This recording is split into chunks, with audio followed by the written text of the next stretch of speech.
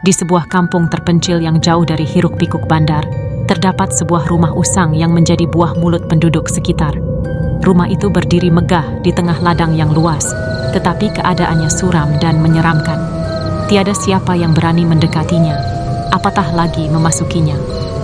Menurut cerita orang tua-tua, rumah itu pernah dihuni oleh sebuah keluarga kaya, tetapi mereka lenyap secara misteri pada suatu malam, meninggalkan rumah itu kosong selama puluhan tahun.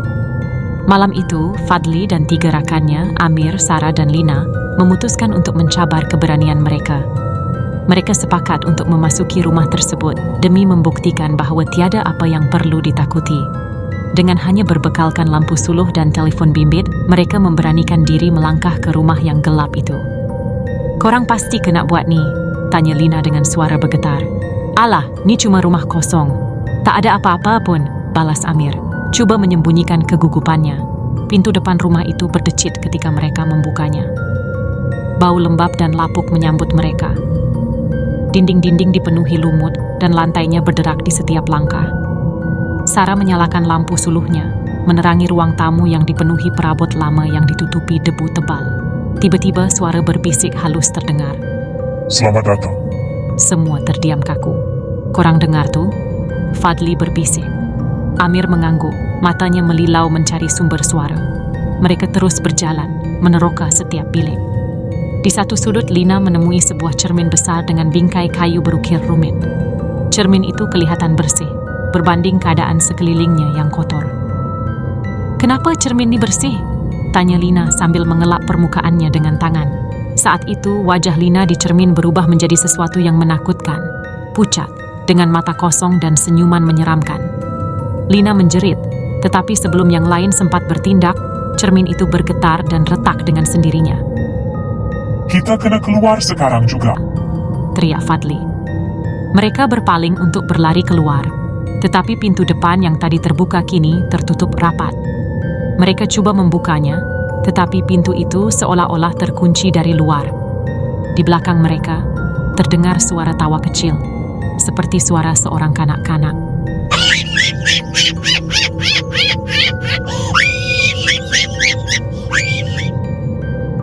"Mainlah dengan kami." Suara itu berkata, diikuti bunyi tapak kaki kecil yang berlari di atas lantai kayu. Amir yang paling berani memutuskan untuk mencari jalan keluar melalui tingkap di dapur. Tetapi ketika dia membuka pintu dapur, dia disambut oleh satu lembaga hitam yang melayang ke arahnya dengan suara mengerikan. Amir terjatuh dan pingsan di situ. Ketiga-tiga yang lain berkumpul di ruang tamu, ketakutan. Tiba-tiba, lampu suluh Sarah padam dan bilik menjadi gelap gelita. Suara berbisik semakin kuat kini datang dari setiap arah.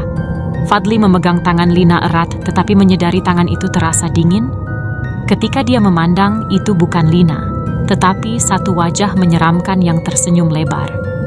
"Lari!" jerit Fadli sambil menarik Sarah. Mereka berlari menaiki tangga, berharap dapat mencari tempat berlindung. Namun, lantai tingkat atas tidak kurang menyeramkan. Dindingnya dipenuhi dengan coretan tulisan aneh, seperti peringatan atau mantera. Sarah membaca salah satu tulisan itu dengan suara perlahan. "Jangan lihat ke belakang." Kata-kata itu membuat mereka semakin takut. Tetapi langkah mereka terhenti apabila mereka melihat sebuah pintu kecil di hujung koridor. "Kita patut masuk situ," kata Fadli dengan suara yang tersekat-sekat. Mereka membuka pintu tersebut dan menemui sebuah bilik kecil dengan tingkap yang kelihatan terbuka. Akhirnya, Sarah berlari ke arah tingkap itu, tetapi langkahnya terhenti apabila melihat sesuatu di luar. Ladang yang seharusnya kosong kini dipenuhi dengan bayang-bayang hitam berbentuk manusia. Mereka berdiri diam, menghadap rumah, seperti sedang menunggu. "Kita terperangkap," bisik Lina, air matanya mengalir. Tiba-tiba, salah satu bayangan itu memanjat tingkap dan masuk ke dalam bilik. Fadli dengan cepat menutup pintu kecil itu dan menguncinya. Namun ketukan kuat mulai terdengar dari arah pintu. "Mereka tahu kita di sini," kata Sarah. Suaranya hampir hilang. Ketika keadaan semakin genting, lantai di bawah mereka mulai retak. Sebelum mereka sempat bertindak, lantai itu runtuh, menjatuhkan mereka ke ruang bawah tanah yang gelap. Mereka terdengar suara seperti bisikan ramai-ramai, mengelilingi mereka. Di ruang bawah tanah itu, mereka menemui meja besar dengan lilin-lilin yang masih menyala. Di tengah meja terdapat sebuah buku tebal dengan tulisan yang tidak dikenali. Amir yang baru sedar dari pengsannya menjerit apabila melihat bayangan hitam mengelilingi mereka. "Buka buku itu," jerit Sarah, yakin bahwa buku itu adalah kunci untuk keluar dari mimpi ngeri ini. Fadli membuka buku tersebut, tetapi saat dia membaca ayat pertama, lilin-lilin padam serentak. Gelap gelita menyelubungi mereka. Ketika cahaya kembali menyala, mereka dapati diri mereka berada di luar rumah. Rumah usang itu kini terbakar. Api memakan setiap sudutnya. Mereka berdiri terpaku, tubuh menggigil ketakutan. Tiada siapa yang berkata apa-apa, hanya memandang api yang semakin marak. "Kita tak patut masuk tadi," bisik Lina. Namun sebelum mereka beredar, Fadli sekali lagi melihat ke arah tingkap rumah yang terbakar itu. Di sana, wajah pucat dengan mata kosong dan senyuman menyeramkan memandang tepat ke arahnya, seolah-olah mengucapkan selamat tinggal.